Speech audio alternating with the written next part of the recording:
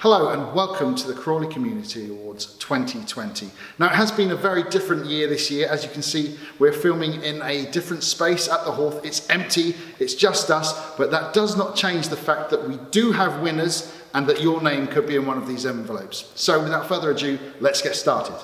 The next award category is Sports Team, and the winner is Crawley Parkour. Crawley Parkour are the first indoor parkour gym in the southeast.